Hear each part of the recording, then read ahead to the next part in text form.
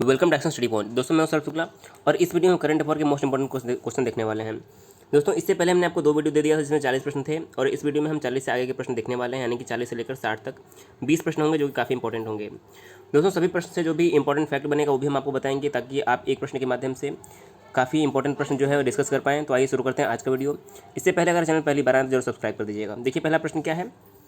केंद्र सरकार ने हाल ही में कोलकाता पोर्ट ट्रस्ट का नाम बदलकर किस व्यक्ति के नाम पर रखा है। देखिए जो स्थानों के नाम बदले जाते हैं यहाँ से प्रश्न परीक्षा में जरूर पूछे जाते हैं, तो काफ़ी इंपॉर्टेंट प्रश्न। देखिए जो कोलकाता पोर्ट ट्रस्ट है इसका नाम हाल ही में बदलकर श्यामा प्रसाद मुखर्जी रख दिया गया है। क्या रख दिया गया है? श्यामा प्रसाद मुखर्जी पोर्ट ट्रस्ट रख दिया गया है। तो इस प्रश्न का ऑप्शन नंबर जो हमारा सी है बिल्कुल सही आंसर हो जाएगा। अब देखिए यहाँ पर बात आई है कोलकाता की, तो यहाँ से एक प्रश्न हम आपको देख लेते हैं। देखिए जो कि काफ़ी इंपॉर्टेंट है।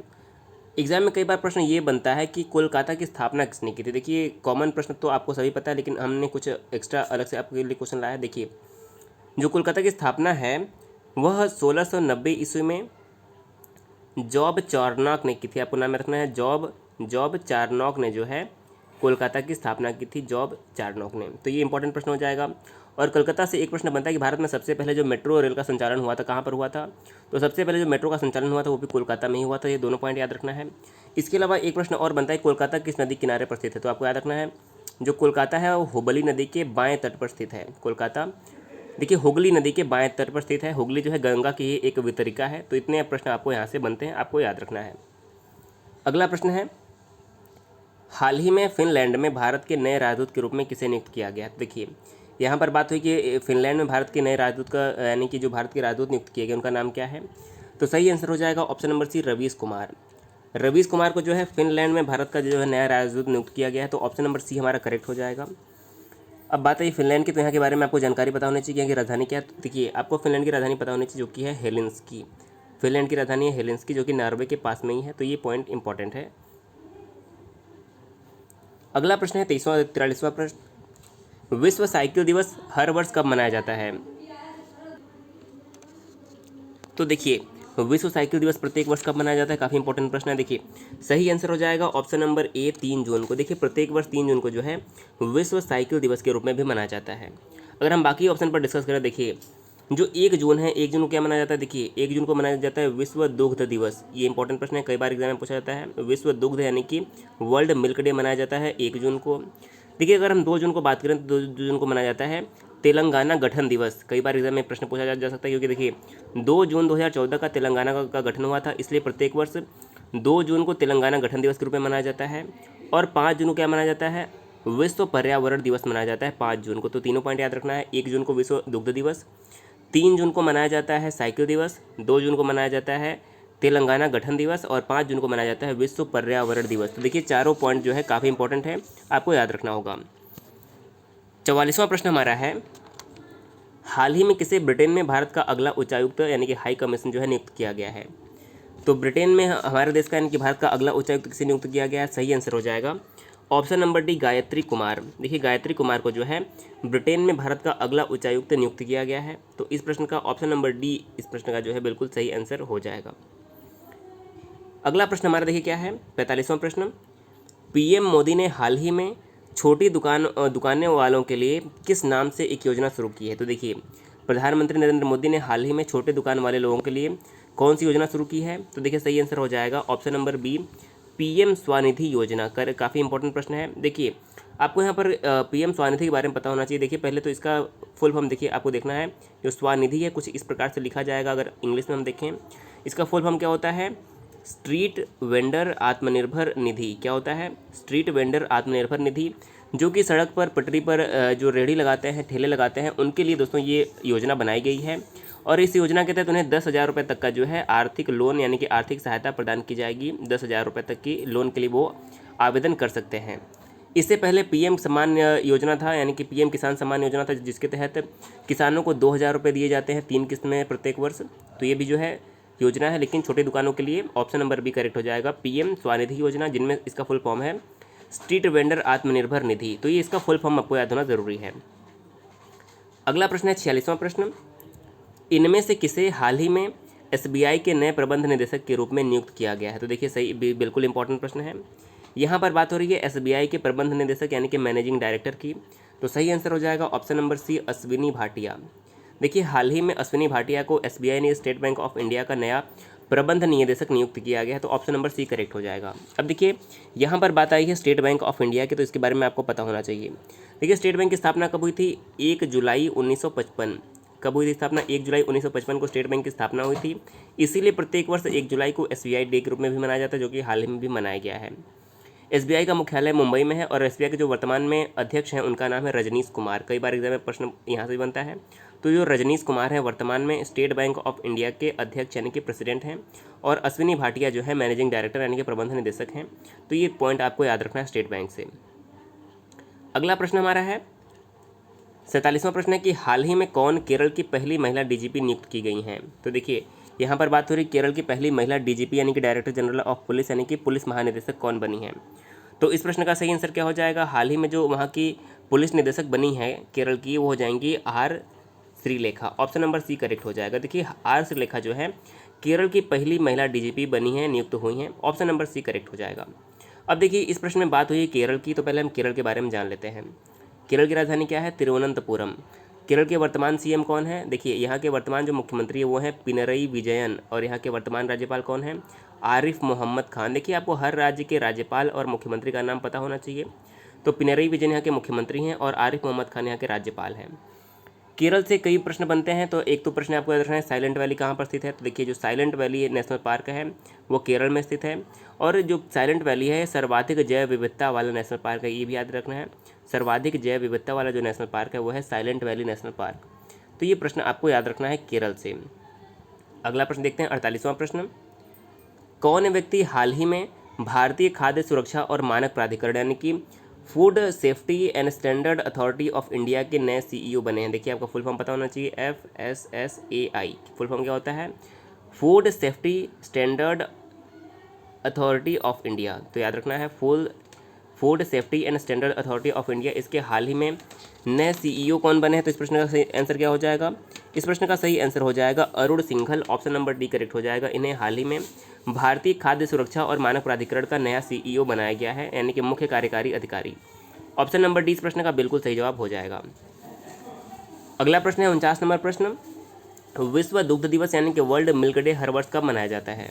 इससे पहले मैंने भी आपको बताया था कि प्रत्येक वर्ष 1 जून को जो है विश्व दुग्ध दिवस यानी कि वर्ल्ड मिल्क डे मनाया जाता है। तो ऑप्शन नंबर हमारा जो यहाँ पर ए है बिल्कुल सही जवाब हो जाएगा।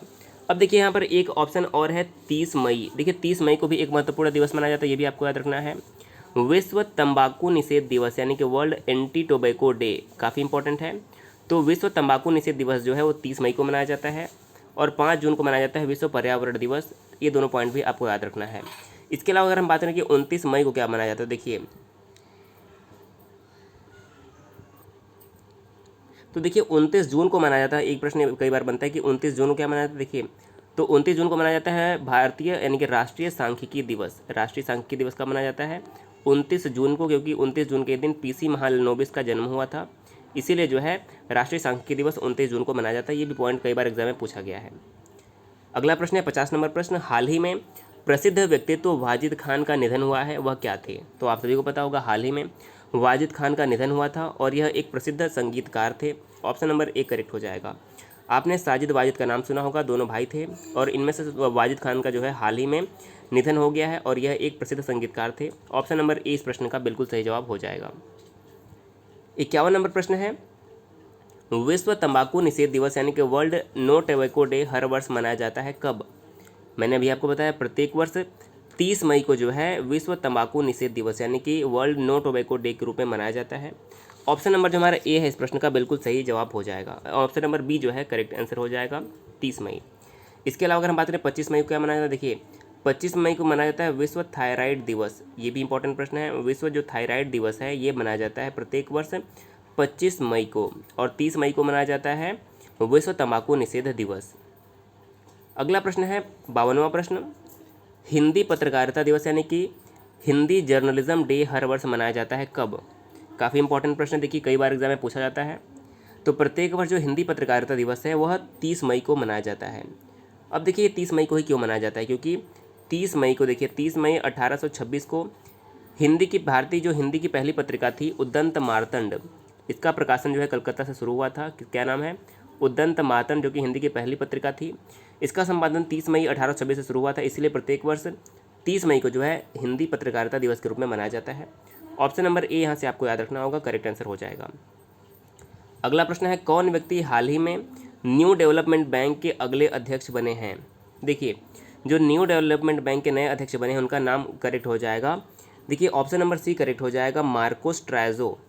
मार्कोस ट्राइजो जो कि ब्राज़ील के रहने वाले हैं, यह न्यू डेवलपमेंट बैंक के नए अध्यक्ष बने हैं। बात करें न्यू डेवलपमेंट बैंक की, तो इसका जो हमारा मुख्यालय है वो कहाँ पर है? संघाई में है, जो कि चीन में है। कहाँ पर? चीन के संघाई में जो है न्यू डेवलपमेंट का मुख्यालय है बैंक का, और इसके नए अध्यक्ष बनाए गए हैं मार्कोस ट्राइजो। तो ऑप्शन नंबर जो हमारा सी इस प्रश्न का बिल्कुल ही सही जवाब हो जाएगा। अगला प्रश्न देखते हैं, देखिए क्या है 54वां प्रश्न। हाल ही में 28 मई 2020 को दुनिया भर में कौन सा विश्व भूख दिवस मनाया गया है? देखिए, प्रत्येक वर्ष 28 मई को जो है विश्व भूख दिवस यानी कि वर्ल्ड हंगरी डे मनाया जाता है, हंगर्स डे मनाया जाता है। तो यह कौन सा मनाया गया है? तो सही आंसर हो जाएगा ऑप्शन नंबर ए, 10वां। देखिए, जो विश्व भूख दिवस है, वर्ल्ड हंगर डे है, वह इसकी शुरुआत हुई थी 2011 में, और 2020 में जो है इसका 10वां संस्करण मनाया गया है। तो सही आंसर क्या हो जाएगा? Option number A. देखिए, यह यूनाइटेड नेशंस के द्वारा मनाया जाता है विश्व भूख दिवस। अगर हम बात करें कि भारत जो है वर्ल्ड हंगर इंडेक्स में किस नंबर पे है, कई बार पूछा जाता है। ग्लोबल हंगर इंडेक्स में भारत का कौन सा स्थान है? 2019 के अनुसार भारत का 102वां स्थान है वर्ल्ड हंगर इंडेक्स में। तो ये भी पॉइंट आपको याद रखना है। 55 नंबर प्रश्न है, हाल ही में प्रसिद्ध व्यक्तित्व अजीत जोगी का निधन हुआ है, वह किस राज्य के पहले मुख्यमंत्री थे? तो देखिए, अजीत जोगी का हाल ही में निधन हुआ है, बताना है कि वह किस राज्य के पहले मुख्यमंत्री थे। तो इस प्रश्न का सही आंसर क्या हो जाएगा? देखिए, करेक्ट आंसर हो जाएगा छत्तीसगढ़। अजीत जोगी जो थे वो छत्तीसगढ़ के पहले मुख्यमंत्री थे, और इनका जो है हाल ही में निधन हो गया। तो ये पॉइंट आपको याद रखना है। अब देखिए, यहाँ पर बात है छत्तीसगढ़ की, तो यहाँ पर छत्तीसगढ़ के बारे में आपको कुछ कॉमन बातें पता होनी चाहिए। छत्तीसगढ़ की राजधानी क्या है? रायपुर। छत्तीसगढ़ के वर्तमान मुख्यमंत्री कौन है? भूपेश बघेल। काफ़ी इंपॉर्टेंट नाम है। भूपेश बघेल जो है यहाँ के वर्तमान मुख्यमंत्री हैं, और यहाँ की जो वर्तमान राज्यपाल हैं छत्तीसगढ़ की, उनका नाम है अनुसुईया उइके। तो ये भी आपको दोनों का नाम याद रखना है। 56 नंबर प्रश्न हमारा है, हाल ही में प्रसिद्ध व्यक्तित्व बेजान दारूवाला का निधन हुआ है, वह क्या थे? तो देखिए, बेजान दारूवाला का हाल ही में निधन हुआ था, और यह प्रसिद्ध ज्योतिषी थे। तो ऑप्शन नंबर जो हमारा ए है इस प्रश्न का सही जवाब हो जाएगा। अगला प्रश्न है 57वां प्रश्न, हाल ही में किस भारतीय ओलंपिक संघ के अध्यक्ष को ओलंपिक चैनल आयोग का सदस्य नियुक्त किया गया है? तो देखिए, किस भारतीय ओलंपिक संघ के अध्यक्ष को ओलंपिक चैनल आयोग का सदस्य नियुक्त किया गया है? 57वां प्रश्न है। तो सही आंसर हो जाएगा option number C, Narendra Batra को। देखिए, हाल ही में नरेंद्र बत्रा को जो है ओलंपिक चैनल आयोग का सदस्य नियुक्त किया गया है। तो इस प्रश्न का ऑप्शन नंबर जो हमारा ए है करेक्ट आंसर हो जाएगा। 58वां प्रश्न हमारा है, हाल ही में प्रसिद्ध व्यक्तित्व मुज्तबा हुसैन का निधन हुआ है, वह क्या थे? तो देखिए, हाल ही में मुज्तबा हुसैन का निधन हुआ है, वह एक प्रसिद्ध साहित्यकार थे। तो ऑप्शन नंबर जो हमारा ए है करेक्ट हो जाएगा। मुज्तबा हुसैन जो थे प्रसिद्ध साहित्यकार थे, और इनका हाल ही में निधन हो गया है। अगला प्रश्न है 59 नंबर, हाल ही में प्रसिद्ध व्यक्तित्व मोहित बघेल का निधन हुआ है, वह क्या थे? तो देखिए, मोहित बघेल जो थे एक प्रसिद्ध अभिनेता थे, और इनका हाल ही में निधन हो गया है। तो इनका नाम भी आपके लिए इंपॉर्टेंट हो जाएगा। और आज का हमारा अंतिम प्रश्न है, हाल ही में नाइजर गणराज्य में भारत का नया राजदूत किसे नियुक्त किया गया है? तो देखिए, नाइजर गणराज्य में भारत के जो नए राजदूत नियुक्त किए गए हैं उनका नाम हो जाएगा PK Nair. Option number C correct हो जाएगा। देखिए, पीके नायर को हाल ही में नाइजर गणराज्य का नया जो है राजदूत भारत का नियुक्त किया गया है। तो देखिए, इस वीडियो में हमने आपको 20 प्रश्न दिए जो कि इंपॉर्टेंट है। देखिए, अगर आप किसी भी एग्जाम की तैयारी कर रहे हैं वो आपके लिए काफ़ी इंपॉर्टेंट हो जाएगा, और Bihar SSC inter level mains exam के लिए तो हमने ये वीडियो बनाया ही है। तो वीडियो काफ़ी इंपॉर्टेंट है दोस्तों, वीडियो को जरूर शेयर करिएगा। अगर आप चैनल पहली बार आए तो जरूर सब्सक्राइब कर दीजिएगा। वीडियो कैसा लगा हमें कमेंट करके जरूर बताइएगा। वीडियो देखने के लिए बहुत बहुत धन्यवाद।